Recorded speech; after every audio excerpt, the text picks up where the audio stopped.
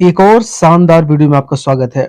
आज का ये वीडियो आपके लिए बहुत ही खास होने वाला है। जो बच्चे हाई स्कूल की परीक्षा पास कर चुके हैं, मेरिट ठीक-ठाक बनी है, वो जीडीएस का फॉर्म ज़रूर फिलअप कर दें। अब आपको पूरा प्रोसेस बताएँगे इस वीडियो में, कैसे आप फॉर्म को फिलअप करना है और क्या-क्या डॉक्यूमेंट लगेंगे, कैसे आप अपनी फ़ोटो और सिग्नेचर को रिसाइज़ करेंगे। पूरा प्रोसेस जानना है तो वीडियो में आप रुके रहिएगा और फॉर्म को सही तरीके से फिलअप करिएगा ताकि आपका फॉर्म रिजेक्ट ना होने पाए। यहाँ पर आपको कुछ इंपॉर्टेंट डेट दिए गए हैं। रजिस्ट्रेशन कब से स्टार्ट हुआ है, एप्लीकेशन फॉर्म कब से कब तक फिलअप होगा और अगर आपने कोई गलती कर दी है तो एडिट यानी करेक्शन का डेट क्या है। तो ये है पूरा डेट का विवरण, लेकिन आपको फॉर्म फिलअप करना है तो इसकी ऑफिशियल वेबसाइट का लिंक वीडियो के डिस्क्रिप्शन में है। क्लिक करके यहाँ आएंगे और यहाँ पर आपको क्लिक करना है क्लिक हियर टू रजिस्ट्रेशन के ऑप्शन पे। फिर आपको न्यू कैंडिडेट रजिस्ट्रेशन के ऑप्शन पे क्लिक करना है। यहाँ पर कैंडिडेट का मोबाइल नंबर देना है और कैंडिडेट के मोबाइल नंबर पर सेंड ओटीपी करेंगे तो ओटीपी को यहाँ पर फिलअप करना होगा। उसके बाद उसी तरीके से वेरीफाई करेंगे। फिर आप देखें ईमेल आईडी आपसे मांगी जा रही है। ईमेल आईडी यहाँ पर आपको डालना होगा। ईमेल आईडी पे आप ओटीपी भेजेंगे और ओटीपी को फिर से फिलअप करेंगे और वेरीफाई ओटीपी आपको करना है। इतना काम करने के बाद आपको यहाँ पर नेक्स्ट के ऑप्शन पे क्लिक करना है। अब आपको यहाँ पर कैंडिडेट का बेसिक डिटेल देना है, जैसे कि कैंडिडेट का नाम क्या है हाई स्कूल मार्कशीट के अनुसार, कैंडिडेट का डेट ऑफ बर्थ क्या है, जेंडर क्या है, मेल है, फीमेल है, ट्रांसजेंडर है, क्या है। उसके बाद फादर का नाम फिलअप करना है, जैसे कि हाई स्कूल की मार्कशीट में लिखा गया है। स्पेलिंग मिस्टेक आपको नहीं करना है, नहीं तो डॉक्यूमेंट वेरिफिकेशन के दौरान आपको प्रॉब्लम्स हो सकती है। मदर का नाम फिलअप करेंगे, फिर कम्युनिटी बताएंगे कि आप जनरल, ओबीसी, एससी, एसटी के हैं। जो यूआर लिखा है वो जनरल वालों के लिए है। फिर आपको कंप्लीट रजिस्ट्रेशन करना है। ये काम करने के बाद आपको एक मिल जाएगा रजिस्ट्रेशन नंबर, जिसे आप कॉपी करके रख लीजिए या फोटो खींच के रख लीजिए। इसकी जरूरत आपको बार बार पड़ती रहेगी। तो यहाँ पर हमने इसको सिलेक्ट किया और इसको हमने कॉपी कर लिया है। तो मुझे फॉर्म आगे फिलअप करना है ताकि मुझे बार बार लिखना ना पड़े। ठीक है ना। तो चलिए हमने कॉपी कर रखा है। अब आपको यहाँ पर कैंडिडेट लॉगिन का एक ऑप्शन दिखाई देगा, इस पर क्लिक करना है और प्रोसीड टू लॉगिन करना है। यहाँ पर अभी आपको जो रजिस्ट्रेशन नंबर मिला है ना, उसको फिलअप करना है। पासवर्ड आपके मोबाइल नंबर पर भेज दिया गया है। अगर पासवर्ड नहीं आया मान के चलिए तो ऐसे फॉरवर्ड कर लेना है। हालांकि कैंडिडेट का आया है तो यहाँ पर हम पासवर्ड को फिलअप करके लॉगिन करते हैं। तो कैंडिडेट के मोबाइल नंबर पर दोबारा एक ओटीपी गई है, फिलअप करिएगा और वेरीफाई एंड लॉगिन करना है। इतना करने के बाद आपका जो फॉर्म है वो सब आ जाएगा। ये आपकी प्रोफाइल है। यहाँ से भी आपको फॉर्म फिलअप करना है और यहाँ पे आप सब कुछ देख सकते हैं कि मेरा एप्लीकेशन कौन कौन सा पड़ा है, कौन कौन सा नहीं पड़ा है। अब इस फॉर्म को फिलअप करना है यानी जीडीएस का फॉर्म फिलअप करना है तो आप यहाँ भी क्लिक कर सकते हैं या फिर एक ग्रीन कलर में अप्लाई ऑनलाइन का एक ऑप्शन है, यहाँ भी आप क्लिक कर सकते हैं। आप इस पे जैसे क्लिक करेंगे तो यहाँ पर देखिए नोटिफिकेशन है। नोटिफिकेशन में सिर्फ एक ही ऑप्शन दिखाई देगा, ग्रामीण डाक सेवक जीडीएस का। इस पे क्लिक करिए। अभी आपने जो फॉर्म फिलअप किया हुआ था, बेसिक डिटेल आपका सब कुछ आ जाएगा इधर। बस कुछ ही डिटेल आपको फिलअप करने होंगे, जैसे कि मैरिटल स्टेटस आपका क्या है, शादी नहीं हुई है तो सिंगल चूज करेंगे अथवा मैरिज या जो भी होगा चूज करेंगे।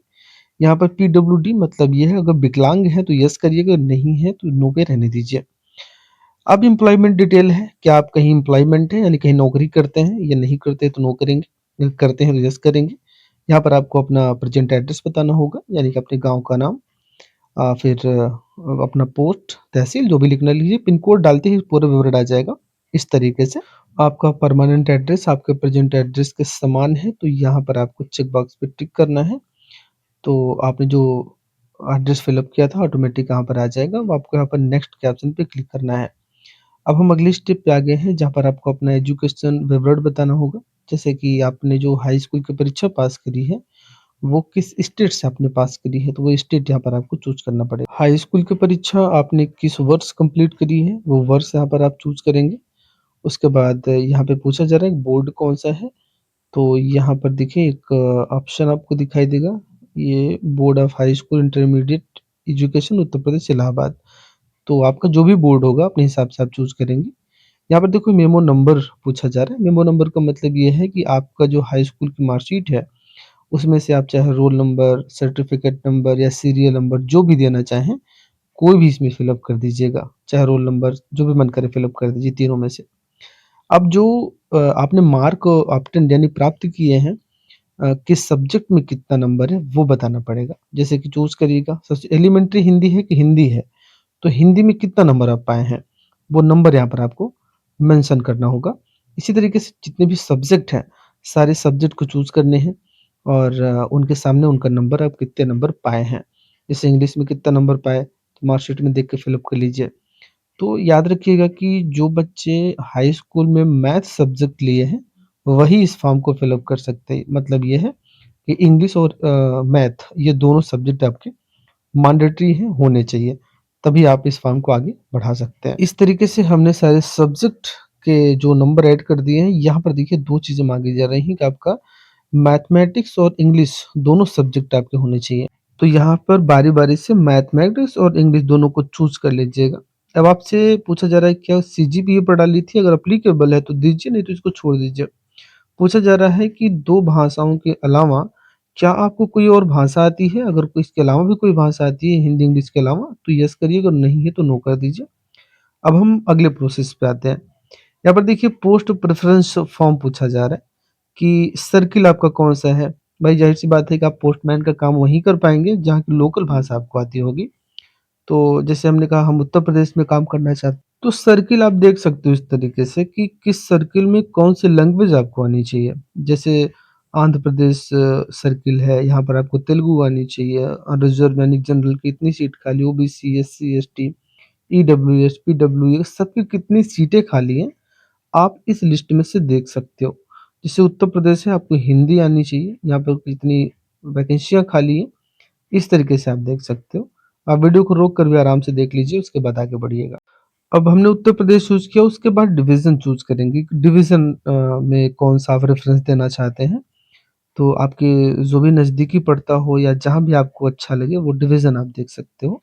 इस डिवीज़न में जितने भी पद खाली होंगे और जो पोस्ट का नाम है, वो क्या है और डिज़ाइनेशन क्या है वहाँ पर, यानी किस पद कौन-सा पद खाली है, किस पोस्ट में, तो वो विवरण आपको बताया जाएगा, लेवल आपको बताया जाएगा। तो रेफ़रेंस जो भी आपको देना हो, कुल इसमें 27 रेफ़रेंस आपको देने पड़ेंगे और जिस पोस्ट को आप पहले रखना चाहते हैं, जो पोस्ट का डिटेल दिया गया है, उसको जिसको भी पहले रखना चाहते हैं, वो 1, 2, 3, 4 करके आप रख सकते हो और जैसे ही आपकी मेरिट बनेगी, तो जो प्रेफ़रेंस आप पहले दिए रहेंगे, वो आपको वरीयता वहाँ पर पहले दी जाएगी, वहीं पर आपकी जॉब लगेगी। तो सोच समझ कर दीजिएगा। यहाँ तो हम बस आपको बताने के लिए ऐसा काम कर रहे हैं। 1, 2, 3, 4 करके मैं यहाँ पर बता दे रहा हूँ, ठीक है ना? आप भी अपने अनुसार फ़िल अप कर लीजिएगा। इस तरीके से 27 थे और हमने 27 को इस तरीके से प्रेफ़रेंस दे दिया है और यहाँ पर आपकी लिस्ट लग चुकी है। तो अब कोई बदलाव करना है तो भी आप कर सकते हो, ऐसी बात नहीं है और फिर आपको यहाँ पर सेव एंड नेक्स्ट के ऑप्शन पे क्लिक करना है। अगले स्टेप में आपको कैंडिडेट की फ़ोटो और सिग्नेचर अपलोड करनी होगी। तो यहाँ पर आपको फ़ोटो सिग्नेचर अपलोड करने में प्रॉब्लम्स आ सकती हैं, तो मैं आपको बता रहा हूँ आपको करना क्या है। आपकी जो फ़ोटो है उसका रेशियो 4:5 में होनी चाहिए। तो मैं बता दूँ आपको क्या करना है।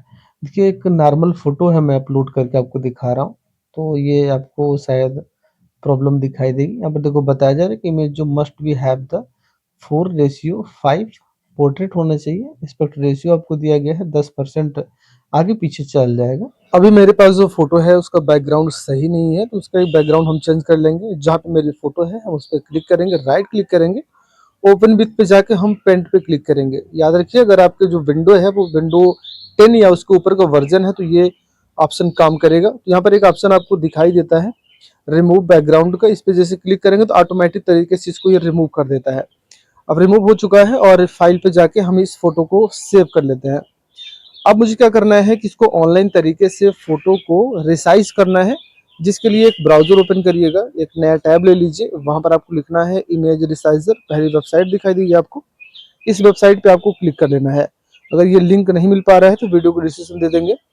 अब यहाँ पे सेलेक्ट इमेज करना है, आपकी जो फ़ोटो है उसको सेलेक्ट कर लीजिए, तो आपकी फ़ोटो इस तरीके से आ जाएगी। यहाँ पर देखिए एक रेशियो दिया गया है, जैसे पिक्सल लिखा है, इंच लिखा है, सेंटीमीटर और मिलीमीटर लिखा गया है, तो आपको सेकंड ऑप्शन चूज़ करना है इंच का और रेशियो को हटा दीजिए और यहाँ से विड्थ में आप लिखिएगा 4 और हाइट में लिखेंगे आप 5।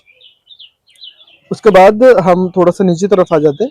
यहाँ पर जो डीपीआई वो 300 रहने दीजिए। यहाँ पे जो टारगेट फाइल साइज़ है वहाँ पर आपको लिखना पड़ेगा, मान चलिए वो 70-80 लिख लीजिए, 100 केबी के नीचे होना चाहिए बस। एक्सपोर्ट कर लीजिए, तो आपकी फ़ोटो एक्सपोर्ट हो चुकी है, ये बन चुकी है 76 केबी की और मुझे डाउनलोड इमेज कर लेना है।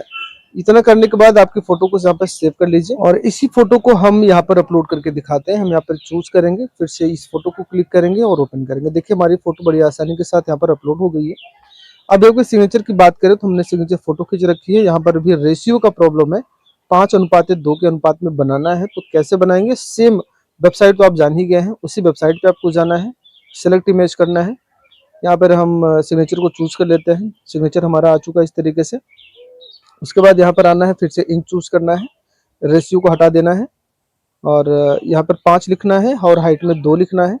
यहाँ पर एक चीज और करिएगा, जो पिक कलर है ना ब्लैक है, तो इसको व्हाइट कर लीजिए। इस तरीके से व्हाइट हो जाएगा और DPI रहने दीजिए। जो टारगेट फाइल साइज है यहाँ पर आपको लिख देना, ये भी 50 लिख दीजिए। 20 के 20 से ज्यादा होना चाहिए, 100 के कम होना चाहिए।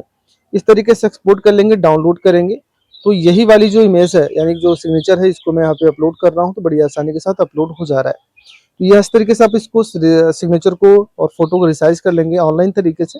अब आपको यहाँ पर प्रीव्यू करना है और आपका जो फॉर्म है अब आगे प्रोसेस हो चुका है। आप इसको पूरा विवरण चेक कर लीजिए, जो भी आपने फॉर्म को फिलअप किया हुआ है। इस तरीके से कोई गलती है तो अभी आप इसको सुधार सकते हैं।